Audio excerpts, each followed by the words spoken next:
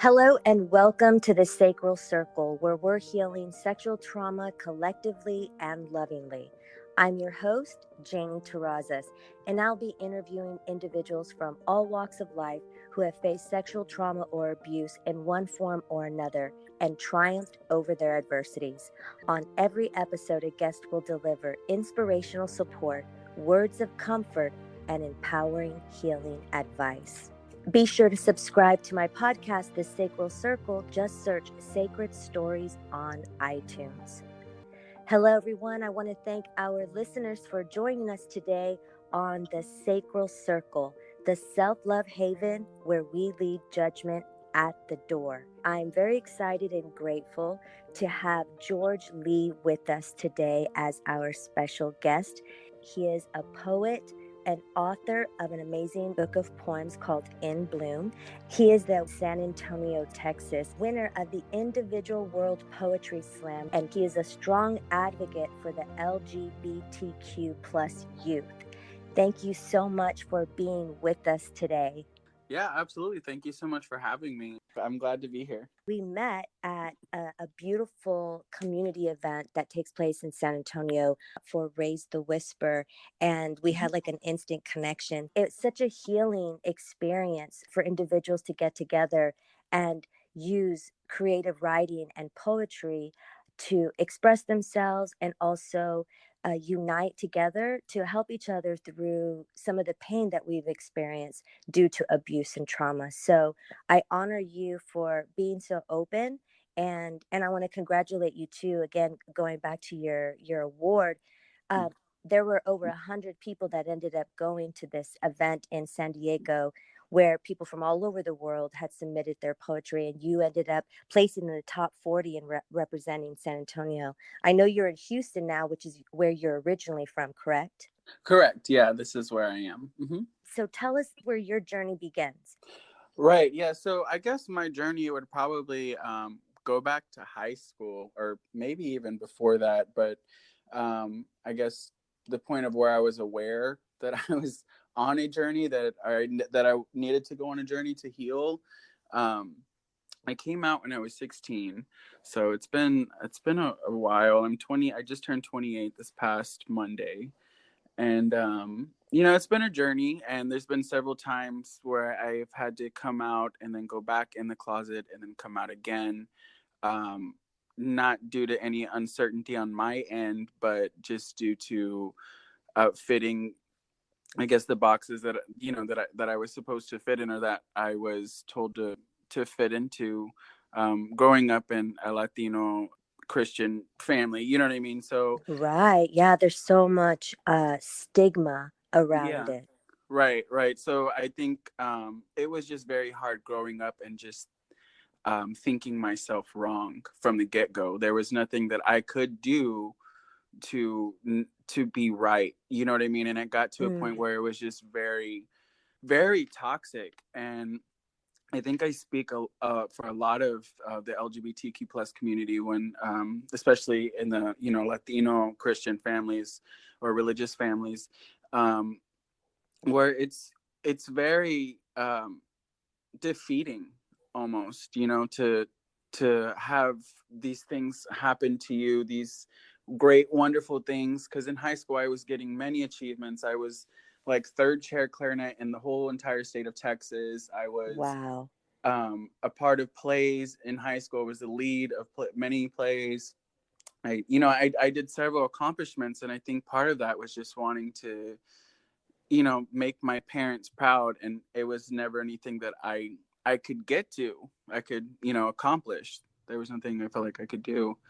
Mm. Um, But were they yeah. proud of you, like when you were experiencing all these accolades and doing well at school through your plays and your music? Were they supportive of that? Yeah, I mean, they definitely were supportive, like, because I know, especially for band, like, there's a financial aspect to it, Mm. that goes into it. But it felt more so that, not that they didn't support, but that they just didn't know how. Mm. And so there was, me coming to terms with accepting myself, which would take years. And then there was also, them coming to terms. Because, and I mean, it's not like their problem or anything, but also like you Mm-hmm. have to give people that space to, for instance, I'm sure my mother imagined me when she had me. I'm sure she imagined a future with me, with a wife, with kids, just like in her head as I'm growing Yes. up as a child. And so Yes. it took a while for me to come to terms and come out and be public with it. So who am I to assume that this would be an automatic adjustment that could happen in For their them. right. So just realizing that they were human too and needed that space, took me a while to get to as well. If you're able to kind of give us a little Yeah. insight into that discussion, or was it just more they kind of knew and it was like the elephant in the room? What was that whole experience like? So I am very flamboyant. I At this point I love my feminine side. Like I embrace it as much as I can. Growing up, I think as an uninhibited child, I also embraced it. For instance, there's pictures of me when I was in kindergarten, my first day of school pictures, of me posing like Posh Spice. Like I was in love with the Spice Girls. Yes. So it wasn't like this like thing that caught them off guard. It wasn't a surprise, if you will. Yes. Mm-hmm. So it was more of a confirmation that needed to happen. And there was also some instances where I was like looking at porn, like as like a Mm-hmm. middle schooler, and the porn was in straight porn. And of course, like I got caught. And so it was confirmation. But like I said, it was like a revolving door for a couple of years. And I feel like I feel bad for putting my parents through that, where I'm like, okay, I am gay, and then I'm like, okay, you know what, maybe I'm not, like, and I'm just like, Mm-hmm. I'm trying to change this thing, because it's not something, like you said, that stigma, it's not something that I wanted to have attached to me if I didn't. Mm-hmm. And so it was a revolving door, but I think it finally stuck, um probably by the time I turned 18 or 19. Okay. Yeah. You mentioned earlier about you being very comfortable with your femininity, and when I met you, that was one of the things that was like appealing to me about you was, your ability to have the confidence to express yourself through clothes and your hair or however it is. Yeah. You know what I mean? I lived in California and I lived in Los Angeles. And so, you see Right. individuals expressing themselves like that, and it's very common and normal. So, whenever I see someone doing that here in San Antonio, where it's a little bit more conservative, I understand how much courage that takes inside of a person to be able to be that, and be Yeah. themselves. Yeah. And it's refreshing. So I'm guessing then there had to been some bullying and things like that that were taking place. What was some of the difficulties that you had at school during that time, aside from just what you were facing with your family? Yeah. So some things that I faced just being effeminate. Um, I've been jumped multiple times. Mm, And that in itself, that was very traumatic for me, to just think in your mind that like you're really at the level where people want to physically harm you just for you being a certain way. mm-hmm, mm-hmm, So I dealt with that in my later years. That also had to do with like drinking, which is like a whole other slippery slope, right? So, but mm-hmm. in school, I think the biggest thing, it was my anxiety, man. I wasn't accepting myself, therefore everyone else had ill intent, in my head. And it Mm-hmm. just, I think it would have gone a lot smoother if I really had the tools, or if I knew, hey, it's okay to be this way. Hey, for instance, there's people in Los Angeles that dress like this. You know what I mean? Like I Yes. had no idea. Yeah, you And didn't really have point of reference. right. So, and when I was exposed to it, I had some family members that were incredibly homophobic. And so when I would see an effeminate gay man on TV, there was these comments that were like, just very degrading and very mean. And it was Mm, nothing I ever wanted to be called, and it was right. just So it was something I really hid, and I hid from my high school friends and my closest friends. I mean, of course, talked to me every day and knew how much of a diva I really was. But I had a mask that I put on, and I would wear that mask for a long time. A very actually, it's funny, Janie, because that was probably the first when you saw me, just so people can get an image. Yeah. um I was wearing my thrift store jeans, is what I call them, some big jeans that I cut some holes in, and then I was wearing a crop top, and it was the first time I ever wore a crop top. And I rock crop tops on the date, like, pretty regular now, but Mm-hmm. that was the first time. And I had my hair in pigtails, and Yes, it was just right, like, this is great that you're sharing this, because I had assumed that that was not the first time that you had really gone out in public and, you know what I mean? right, Expressed right. yourself that way. And it was during the Yeah, day. I want to say that it was yeah, probably like, yeah, it was like probably like noon or something like that. yep, yep, it was. It's okay. So you did that day. And what did that mean for you? Okay, so it was the same day as the Gay Pride Festival in San Antonio that day. Okay. So Okay. I was really dressed for that occasion, but I didn't have time to go home between events, so I was like, I'm rocking this all day. I look cute. I don't care. And I did, and I Yep, like you did. You still, looked that's one of awesome. my favorite selfies I took in that actual room that we were in one of the mirrors. um, yeah, honestly, it took me a very long time to get there.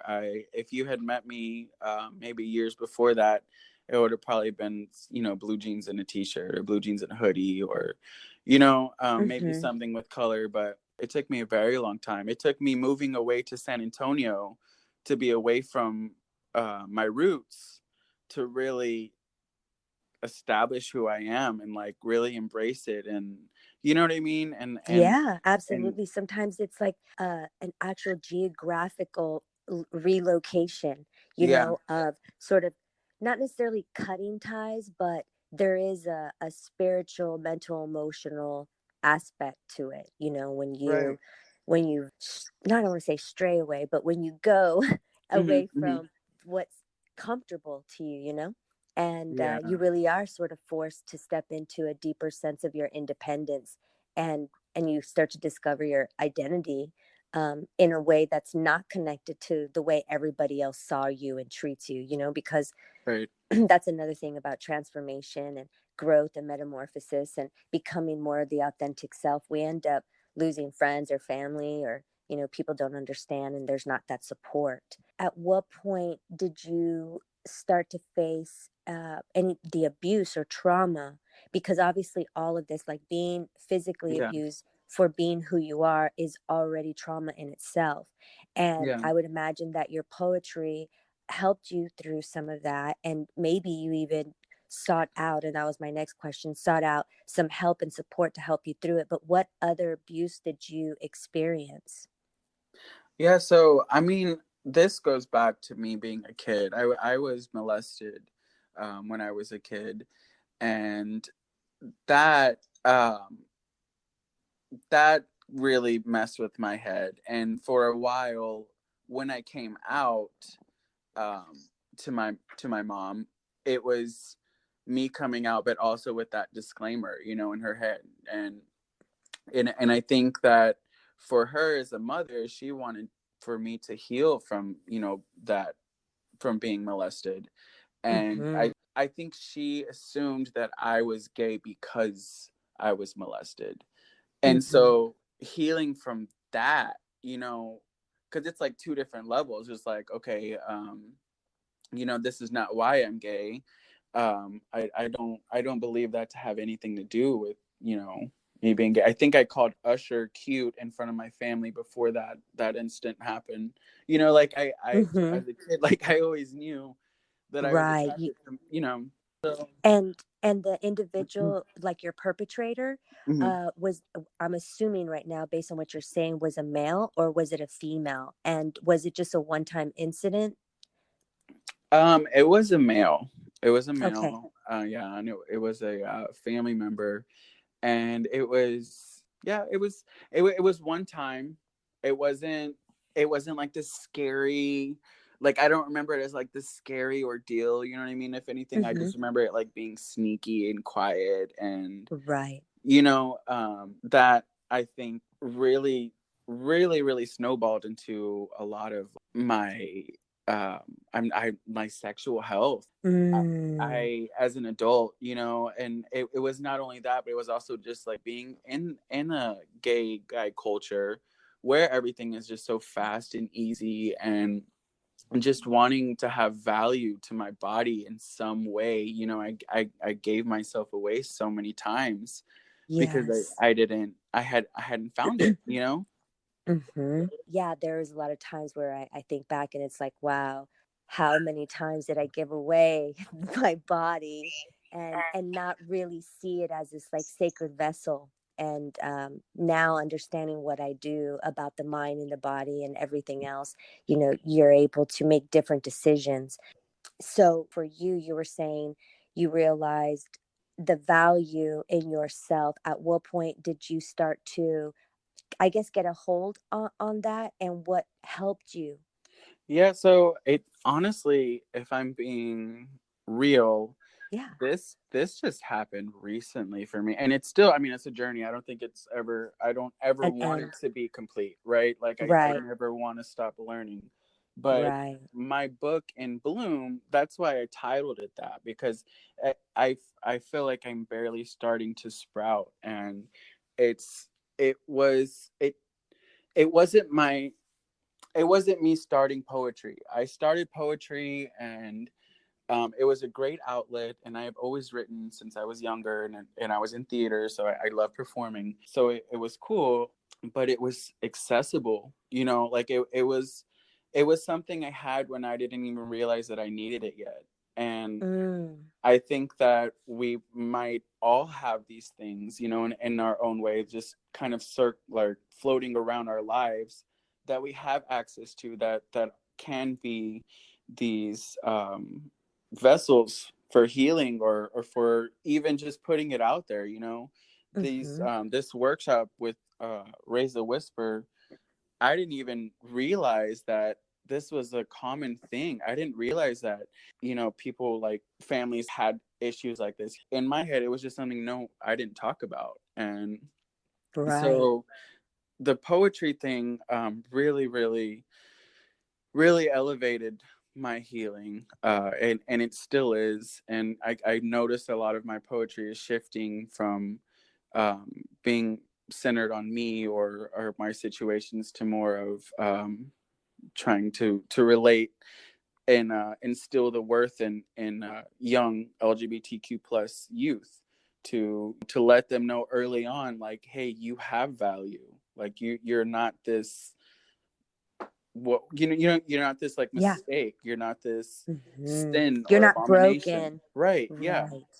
You have your own value. You have something that God or the source or whatever gave you specifically, and that like you're necessary. And it's, I don't know, man, like even now, like I haven't drank, and it's gonna be 5 months, and that's the longest I've been in like literally 10 years without Wow. drinking. And it's started for it, it's just a catalyst. It's like all of these things. So I'm like, okay, you know what, I don't need to be drunk every day. Like, if people don't want to talk to me when I'm sober, or like, if that's the Mm-hmm. deciding factor, then my worth is more than that.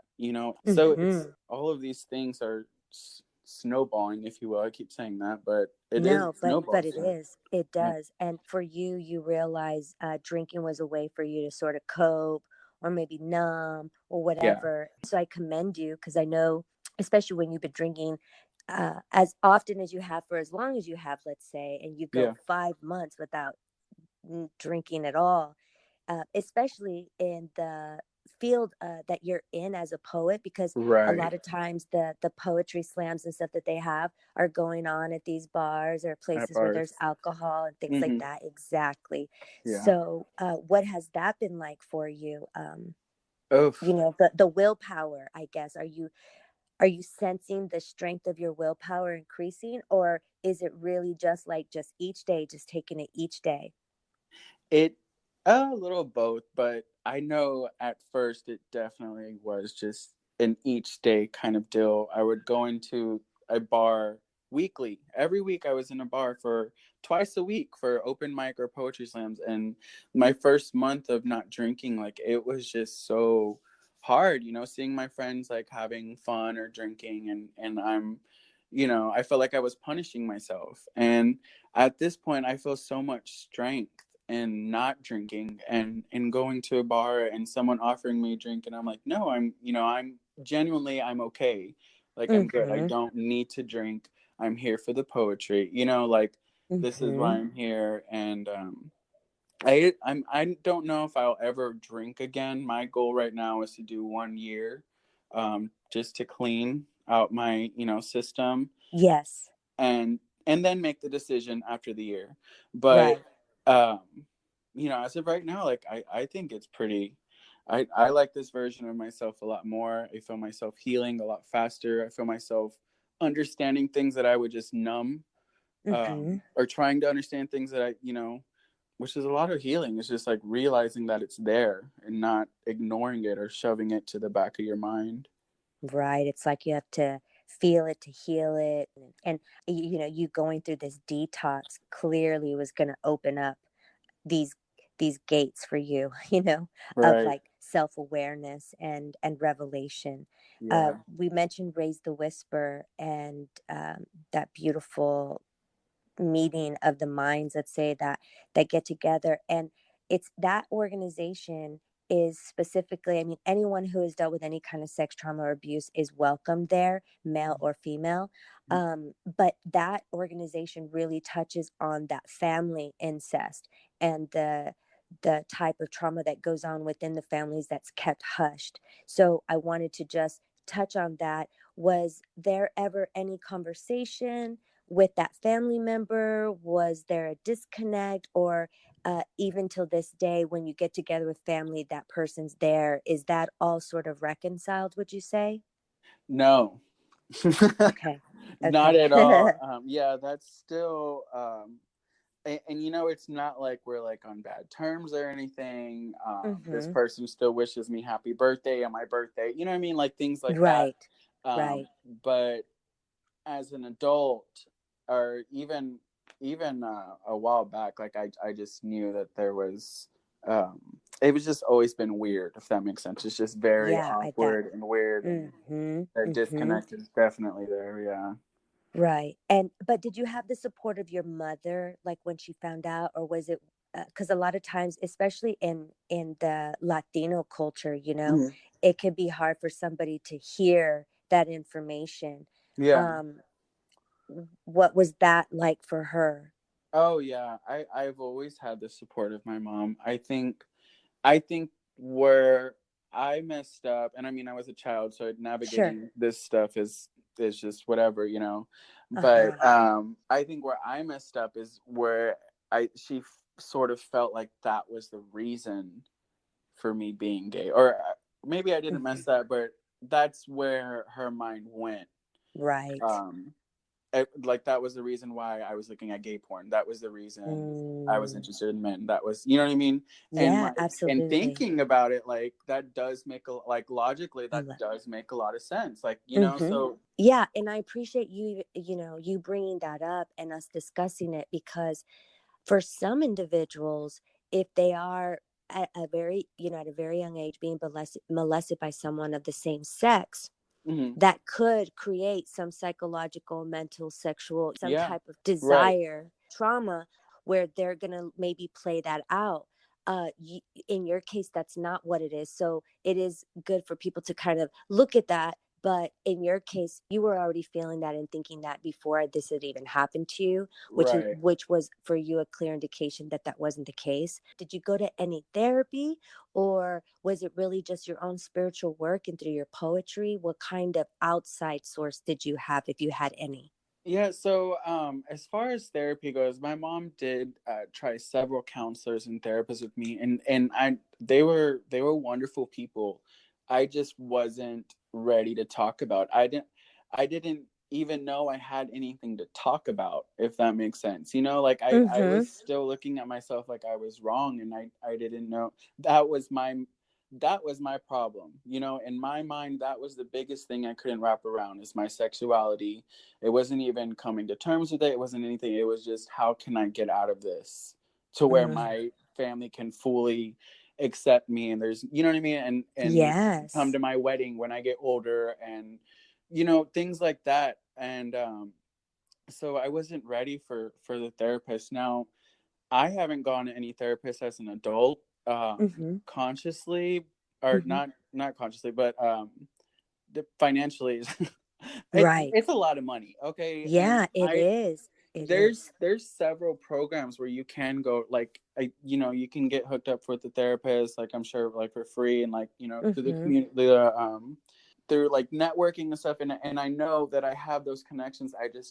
I haven't. So it would, as an adult, it's just been kind of me and having these conversations with like-minded friends, and really Mm-hmm. like digging in there, and there being no judgment, and you know, going to workshops like Raise the Whisper, and writing the hard poems, or you know, like Mm-hmm. thinking about the hard things, and like really sitting with it, you know, and just True.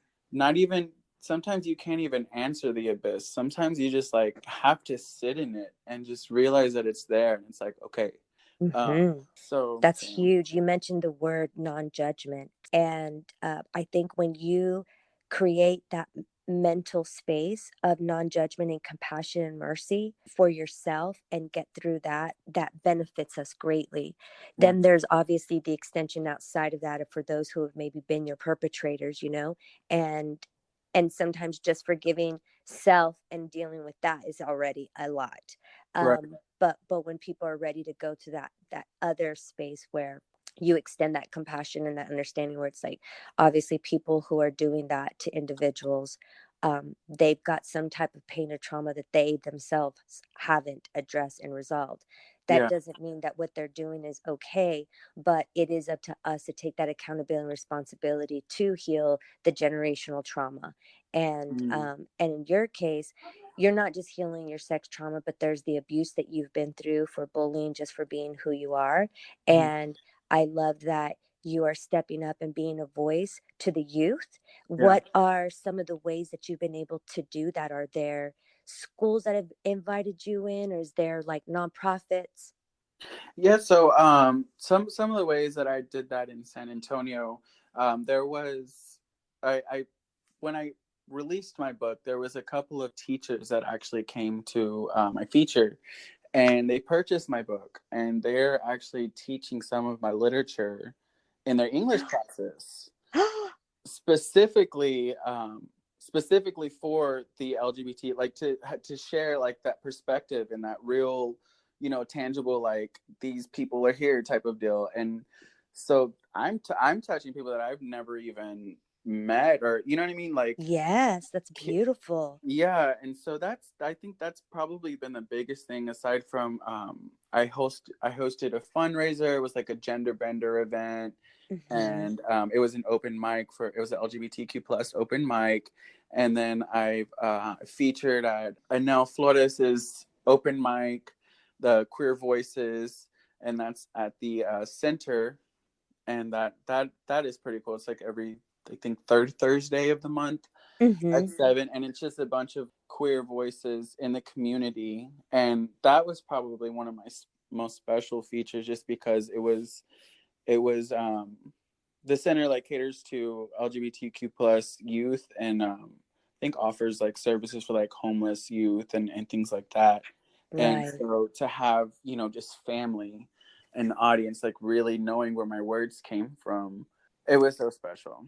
That is So so special. yeah, And inclusion is a big part of what the world needs right now in yeah, terms of our evolution and our growth and our consciousness. And there's unity in community, and there's healing in being united, and so mhm, I think more and more people are seeking support and having these types of events and using social media, to provide information for those that are seeking it, so that they know they're not alone. right. they Yeah. know they're not alone. And I love the title of your book, In Bloom. It's beautiful. Yes. And I think we're all in bloom. Please let them know how they can connect with you on your Instagram page, because I know that you also have a link for your books for those that are interested in purchasing it. So let them know how they can find you, and feel free to give your last piece of advice as we wrap up the show for those that are listening who are facing something similar that you've been through. Yeah, absolutely. Okay. So first, my Instagram handle, it's gonna be George, George, L as in Larry, E as in elephant, 3. So George LE3. And I guess my last little tidbit for advice is just to keep exploring yourself. And above all, like, know that you are valid, and know that what you're feeling is valid, and know that you are beautifully complete. And I cannot express that enough, that you are valid, and explore the feeling. Like, even if it's a negative one, like, it's a valid one that your conscious being is having. Examine Mm-hmm. why it's happening. What's making you feel that way, what's the root of it. And I think once you start asking those questions, you find your worth, or you start to find your worth, really, because I don't think that ever ends, and you heal, and you start to heal. Yeah. I love it. That's beautiful. Thank you so much. You're officially a part of the Sacral Circle sisterhood/brotherhood. Yes. And I Excited. want to thank our beautiful listeners for tuning in. Be sure to subscribe to the Sacred Stories podcast on iTunes, where you'll find other impactful and inspiring shows. Connect with me via our social media page. Just search the Sacral Circle. Your shares and likes are greatly appreciated because they help spread the love. As we say goodbye, always remember to know your worth and continue to love and value yourself wholeheartedly. Peace be with you.